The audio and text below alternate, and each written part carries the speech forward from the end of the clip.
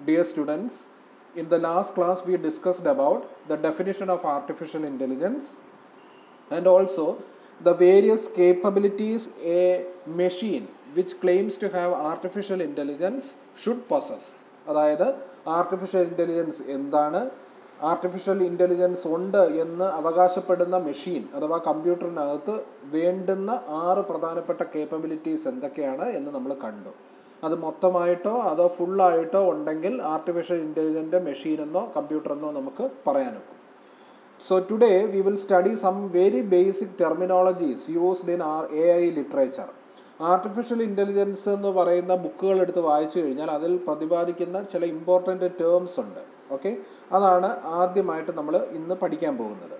Data, collection of raw facts. Raw ഫാക്ട്സിൻ്റെ കളക്ഷനെയാണ് data എന്ന് പറയുന്നത്. 25, 75, 129, 37, 52 എന്ന് പറയുകയാണ്. എന്താണത്? ഡാറ്റയാണ്, numeric data. Tom, Sam, Thomas, Albert, എന്താ ഇത്? കുറേ നെയിംസാണ്. നെയിംസ് ആണെന്ന് നമുക്കറിയാം, പക്ഷേ എന്തുമായിട്ട് ബന്ധപ്പെട്ടാണ് ഈ നെയിംസ് പറയുന്നതെന്നൊന്നും ഉള്ള ഒരു മീനിങ് പ്രോപ്പറായിട്ട് തരുന്നില്ല. ഇത് കുറേ സംഖ്യകളും കുറേ പേരുകളുമാണ്. ഇത് എന്തിനെ അർത്ഥമാക്കുന്നു എന്ന് നമുക്കതിൽ നിന്ന് പൂർണ്ണമായിട്ട് കിട്ടത്തില്ല. അങ്ങനെയുള്ളതിനെയാണ് ഡാറ്റ എന്ന് പറയുന്നത്. Now when it comes to information we call it as meaningful or processed data എന്ന് പറയും. meaningful processed data.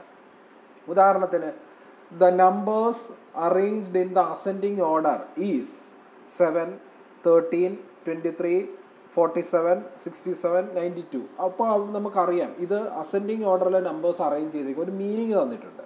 ഓക്കെ, അല്ലെങ്കിൽ the marks of A student in all his internal courses are 19, 17, 16, 15, 20 എന്ന് പറഞ്ഞാൽ ആ ഇൻറ്റേർണൽ മാർക്സിന് കിട്ടിയ മാർക്കാണെന്നുണ്ട്. അങ്ങനെയുള്ള കാര്യങ്ങളെയാണ് ഇൻഫർമേഷൻ എന്ന് പറയുന്നത്. അപ്പോൾ പലപ്പോഴും ഡാറ്റ ഇൻഫർമേഷനെ ഇൻ്റർചേഞ്ചബിളായിട്ട് യൂസ് ചെയ്യുന്നത് നിങ്ങൾക്കറിയാം. But processed and meaningful data is called information. ഇനി ഡാറ്റയും ഇൻഫർമേഷനും നമ്മൾ നോളജ് എന്ന് വിളിക്കാറില്ല. അതൊരു ഹയർ ലെവലാണ്. ഒരു പടി മുന്നിൽ നിൽക്കുന്ന ഒന്നിനെയാണ് നോളജ് എന്ന് പറയുന്നത്. എന്താണ് knowledge? Organised information or information that helps in decision making. എന്ത് അറിവാണോ നമുക്ക് പ്രോബ്ലം സോൾവിങ്ങിന് ഹെൽപ്ഫുള്ളായിട്ട് മാറുന്നത് അതിനെയാണ് നോളജ് എന്ന് പറയുന്നത്. ഓക്കെ, ഇപ്പോൾ നിങ്ങൾ ബുക്സുകളൊക്കെ നോക്കിയിട്ട് പല നിയമങ്ങൾ നമ്മൾ പഠിക്കും, റൂൾസൊക്കെ പഠിക്കും. അപ്പോൾ പല റൂൾസുകളൊക്കെ നോളജിൽ വരും. ഇങ്ങനെ ചെയ്താൽ ഇന്നത് സംഭവിക്കും, ഇങ്ങനെ ചെയ്താൽ ഇന്നത് സംഭവിക്കും എന്ന് നമ്മൾ പലപ്പോഴും ഇഫ് ദെൻ വെച്ചിട്ട് റൂൾസ് എഴുതാറുണ്ട്. അതുപോലെ റൂളിൻ്റെ ഫോമിലോ അല്ലെങ്കിൽ ചില സിനേറിയോയുടെ സൊല്യൂഷനോ ഇങ്ങനെ കുറച്ചുകൂടി ഓർഗനൈസ് ചെയ്ത് ഇൻഫർമേഷൻ അല്ലെങ്കിൽ ഒരു പ്രാക്ടിക്കലി ആയിട്ട് അപ്ലൈ ചെയ്യുന്ന ഒരു ഇൻഫർമേഷൻ എന്ന് വേണമെങ്കിൽ നമുക്ക് പറയാം. ഓക്കെ, അതിനെയാണ് നോളജ് എന്ന് പറയുന്നത്. സാധാരണ രീതിയിൽ ഹ്യൂമൻ ബീയിങ്സ് ഡാറ്റ സ്റ്റോർ ചെയ്യും, ഇൻഫർമേഷൻ സ്റ്റോർ ചെയ്യും, നോളജും സ്റ്റോർ ചെയ്യും. നല്ല നോളജ് ഉള്ളവരാണ് ഉയർന്ന ഇൻ്റലക്റ്റ് ഉള്ളവരെന്ന് പറയുന്നത്. കാരണം അവർക്ക് അപ്ലൈ ചെയ്യാനായിട്ട് ഉതകുന്ന രീതിയിലുള്ള അറിവുകൾ ഇരിപ്പുണ്ട്. അതായത് വെറുതെ ഡാറ്റയിൽ നിന്നും വെറുതെ ഇൻഫർമേഷനിൽ നിന്നും കിട്ടി അവർ അത് ചിന്തിച്ച് പ്രോസസ്സ് ചെയ്ത് അതിൽ നിന്ന് ഉരുത്തിരിഞ്ഞ ചില സ്കിൽഫുൾ ആയിട്ടുള്ള നോളജ് അവൻ്റെ ബ്രെയിനിൽ എവിടെയോ സ്റ്റോർ ചെയ്തിട്ടുണ്ട്. അതുകൊണ്ട് ഒരു പുതിയ ടാസ്ക് വരുമ്പോൾ പെട്ടെന്ന് അവൻ സൊല്യൂഷൻ കണ്ടെത്തും. അപ്പോൾ he possess knowledge which is higher than information. Now ഈ 3 എണ്ണത്തിനേക്കാളും ഉയർന്നു നിൽക്കുന്ന ഒന്നാണ് ഇൻ്റലിജൻസ്. അവിടാണ് നമുക്ക് നമ്മളുടെ സബ്ജക്റ്റ് വരുന്നത്. ഇൻ്റലിജൻസ് എന്ന് പറഞ്ഞാൽ എന്താ? The ability to reason, to trigger new thoughts, to perceive and learn. The ability to reason. ഇപ്പോൾ ഏതെങ്കിലും ഒരു കേസ് ഒരാൾ പറയുകയാണ് എങ്കിൽ അതിനോട് യോജിക്കുന്നില്ല നിങ്ങളെങ്കിൽ നിങ്ങൾ എങ്ങനെയാണ് അത് യോജിക്കാതിരിക്കുന്നത്? എനിക്ക് യോജിപ്പില്ല, എന്താ കാരണം എന്നൊരാൾ ചോദിച്ചാൽ നിങ്ങൾ കാരണ സഹിതം നിങ്ങൾ എന്ത് ചെയ്യണം? ഇത് എക്സ്പ്ലെയിൻ ചെയ്ത് കൊടുക്കണം. Okay, you have to explain it by stating the various reasons why you object to such a claim. ഒരാൾ ക്ലെയിം ചെയ്യുന്നത് തെറ്റാണെന്നുണ്ടെങ്കിൽ കാരണ സഹിതം നിങ്ങളതിൻ്റെ ക്ലിയർ ആയിട്ട് അത് ഒബ്ജക്റ്റ് ചെയ്യാനായിട്ട് അറിയണം. ഓക്കെ, അത് ഇൻ്റലിജൻസ് ഉള്ളവർക്ക് മാത്രമേ അത് ചെയ്യാനൊക്കൂ. So that ability to reason about. Okay, that ability to trigger new thoughts. അതുപോലെ തന്നെ ഇൻ്റലിജൻസ് എങ്ങനെയാണ് നമ്മൾ പറയുന്നത്, ഐസക് ന്യൂട്ടൺ അല്ലെങ്കിൽ ആൽബർട്ട് ഐൻസ്റ്റീനെയൊക്കെ സംബന്ധിച്ചിടത്തോളം അവരുടെ IQ വളരെ കൂടുതലാണ്, ഭയങ്കര ഇൻ്റലിജൻസ് ഉള്ളവരാണ്. കാരണം എന്താ, നമ്മളെല്ലാവരും ഈ ഡാറ്റയും ഈ ഇൻഫർമേഷനും നോളജും ഒക്കെ പഠിച്ചതാണ്. അതെല്ലാം ഉപയോഗിച്ച് ഇദ്ദേഹം അതിൻ്റെ ബ്രെയിനെ കൊണ്ട് ചിന്തിച്ച് പ്രോസസ്സ് ചെയ്യിപ്പിച്ച് പുതിയ പുതിയ ആശയങ്ങൾ പുറത്തു കൊണ്ടുവരുന്നു. ഓക്കെ, അപ്പോൾ നോളജിനെ പ്രോസസ്സ് ചെയ്ത് പുതിയ പുതിയ തോട്ട്സുകളും ആശയങ്ങളും ട്രിഗർ ചെയ്യാനുള്ള കഴിവും, അതുപോലെ തന്നെ ഈ പരിസരത്ത് നടക്കുന്ന ഓരോ കാര്യങ്ങളും പെർസീവ് ചെയ്യുക എന്ന് പറഞ്ഞാൽ അക്സെപ്റ്റ് ചെയ്യാൻ, അബ്സോർബ് ചെയ്യാൻ, കണ്ണുകൊണ്ട് ചെവി കൊണ്ട് എല്ലാം കണ്ട് മനസ്സിലാക്കി കൂടുതൽ അറിവുകൾ എടുത്ത് ഈ സിറ്റുവേഷനെ സോൾവ് ചെയ്യാനായിട്ടുള്ള കഴിവുള്ള വ്യക്തികളെ ഇൻ്റലിജൻ്റ് ആയിട്ടുള്ള വ്യക്തികളെന്ന് പറയും. ആ എബിലിറ്റിക്കാണ് ഇൻ്റലിജൻസ് എന്ന് പറയുന്നത്. The ability to reason, to trigger new thoughts, to perceive and learn. Perceive എന്ന് പറഞ്ഞാൽ സ്വാംശീകരിച്ചെടുക്കുക, to accept, okay, through hearing or through seeing, and learn, എന്നിട്ട് ലേൺ ചെയ്യുകയും വേണം, നമ്മൾ പഠിക്കുകയും വേണം. Okay, the ability to draw inferences from available knowledge മറ്റൊരു ഡെഫിനിഷനാണ്. ഇൻഫറൻസസ് എന്ന് പറഞ്ഞു കഴിഞ്ഞാൽ പുതിയ വാദഗതികൾ, പുതിയ ഇൻ്റർപ്രിറ്റേഷൻസ് അവൈലബിൾ ആയിട്ട് നോളജിൽ നിന്ന് ഉരുത്തിരിഞ്ഞെടുക്കാനുള്ള കഴിവ്, അതിനെയാണ് ഇൻ്റലിജൻസ് എന്ന് പറഞ്ഞത്. അപ്പോൾ നിങ്ങൾ ഈ സ്ലൈഡിനകത്ത് കാണിച്ചിരിക്കുന്ന ഇൻ്റലിജൻസിലേക്ക് എത്തുമ്പോഴത്തേന് വളരെ വലിയ ലെവലിലേക്ക് നിങ്ങൾ എത്തുകയാണ്. Low level data, then information, then knowledge, then intelligence. Okay, ഇത് ഓർത്തിരിക്കുക. Now we will study about the various applications of artificial intelligence. എന്തെല്ലാം ആപ്ലിക്കേഷൻസ് ആണ് മോഡേൺ ഡേയിൽ ആർട്ടിഫിഷ്യൽ ഇൻ്റലിജൻസ് ഉപയോഗിക്കപ്പെടുന്നത്? ഒരുപാട് ആപ്ലിക്കേഷൻസ് ഉണ്ട്. അതിലെ ഏറ്റവും പ്രധാനപ്പെട്ട ചിലത് നമുക്കിവിടെ പഠിക്കാം. നിങ്ങളിത് കണ്ടല്ലോ, ഇത് ഒരു സാറ്റലൈറ്റ് ആണ് അല്ലേ? ഓട്ടോണമസ് പ്ലാനിങ് ആൻഡ് ഷെഡ്യൂളിംഗ് എന്ന് പറയുന്ന ടാസ്ക്കാണ് ഒന്നാമതായിട്ട് ആർട്ടിഫിഷ്യൽ ഇൻ്റലിജൻസിൻ്റെ ആപ്ലിക്കേഷനായിട്ട് പറയുന്നത്. അതായത് നിങ്ങൾ കേട്ടിട്ടുണ്ട്, എർത്തിൽ നിന്ന് വളരെ കൂടുതൽ മൈൽസ് ദൂരെയുള്ള അമേരിക്കയുടെ ഒരു സ്റ്റേഷനുണ്ട്. ഓക്കെ, ഒരു സ്പേസ് സ്റ്റേഷനുണ്ട്, നാസ.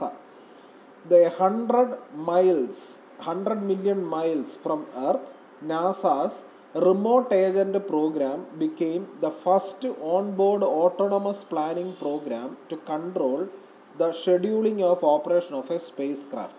നിങ്ങൾ നേരത്തെ കണ്ടത് ഒരു സ്പേസ് ക്രാഫ്റ്റാണ്. ആ സ്പേസ് ക്രാഫ്റ്റിൻ്റെ കംപ്ലീറ്റ് ആയിട്ടുള്ള കൺട്രോളിങ് ചെയ്യുന്നത് നാസയിൽ ഇരുന്നുകൊണ്ടാണ്. ഓക്കെ, നാസയിലെ സയൻറ്റിസ്റ്റ് റിമോട്ട് ഏജൻറ്റ് എന്ന് പറയുന്ന ഒരു പ്രോഗ്രാമിൻ്റെ സഹായത്തോടു കൂടി ഈ സ്പേസ് ക്രാഫ്റ്റിനകത്തുള്ള കമ്പ്യൂട്ടറിലും അവിടുത്തെ പ്രോഗ്രാമും താഴെ ഇരുന്നു കൊണ്ട് പ്ലാൻ ചെയ്ത് പ്രവർത്തിക്കുക.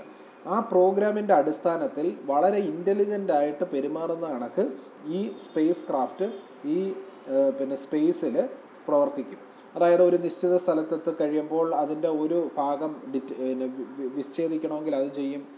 ഇനി ഏതെങ്കിലും ഒരു പ്രതലത്തിന് ഇത്ര എത്തുന്നുടനെ എന്ത് ചെയ്യണം, ഇതെല്ലാം ഇവിടെ ഇരുന്ന് കൺട്രോൾ ചെയ്ത് കഴിഞ്ഞാൽ, ഇവിടുത്തെ പ്രോഗ്രാം ചെയ്ത് കഴിഞ്ഞാൽ അത് ഓട്ടോമാറ്റിക്കായിട്ട്, കാരണം നമുക്ക് അവിടെ ചെന്ന് കൺട്രോൾ ചെയ്യാൻ ആളിനെ വിടാൻ ഒക്കത്തില്ല. ഈ പേടകത്തിനകത്ത് പല പേടകങ്ങൾക്കും ആളിനെ വിടാനൊക്കുന്നതുണ്ട്. വേറെ വലിയ പ്രതികൂല സാഹചര്യങ്ങളുള്ളിടത്ത് ആളില്ലാത്ത വെഹിക്കിളും പോകും. അതെല്ലാം ആർട്ടിഫിഷ്യലി ഇൻ്റലിജൻ്റ് ആയിട്ടുള്ള കമ്പ്യൂട്ടേഴ്സുകൾ ആണ് നിയന്ത്രിക്കുന്നത്. ഓക്കെ, അതാണ് ഓട്ടോണമസ് എന്ന് പറഞ്ഞാൽ സ്വയം പ്ലാൻ ചെയ്ത് ഷെഡ്യൂൾ ചെയ്ത് പ്രവർത്തനം മുന്നോട്ട് കൊണ്ടുപോകാൻ ഒക്കും, ആരുടെ സഹായമില്ലാതെ.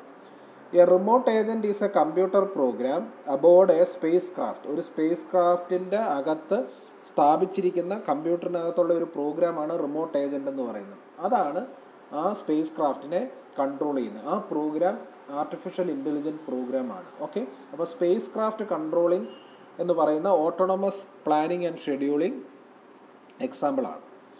ഇനി remote agent generated plans from high level goals specified from the ground. അപ്പോൾ ഗ്രൗണ്ട് സ്റ്റേഷനിൽ നിന്ന് ഹൈ ലെവൽ ഗോൾസ് കൊടുക്കും ഈ റിമോട്ട് ഏജൻറ്റിൻ്റെ കൂടെ. ആ റിമോട്ട് ഏജൻറ്റ് കൊടുക്കുന്ന ഗോളിനനുസരിച്ചുള്ള പ്ലാനുകളും പദ്ധതികളും റിമോട്ട് ഏജൻറ്റ് അവിടുത്തെ സാഹചര്യം അനുസരിച്ച് അഡ്ജസ്റ്റ് ചെയ്യും. ഓക്കെ, അപ്പോൾ from the ground a goal is given and based on that goal after reaching there, അവിടുത്തെ പല അന്തരീക്ഷത്തിലെ ഊഷ്മാവും അതുപോലെ തന്നെ പ്രഷറും അതും ഇതുമൊക്കെ മെഷർ ചെയ്തിട്ടാണ് ഈ പ്ലാൻ അച്ചീവ് ചെയ്യാൻ വേണ്ടുന്ന പ്ലാൻസുകൾ ഡിവൈസ് ചെയ്യുന്നത്. അത് ഓട്ടോമാറ്റിക്കായിട്ട് ആ റിമോട്ട് ഏജൻറ്റ് പ്രോഗ്രാം ചെയ്യുന്നത്. അപ്പോൾ നിങ്ങളൊന്ന് ആലോചിച്ച് നോക്കുക എന്ത് ഇൻ്റലിജൻ്റ് ആണെന്ന്.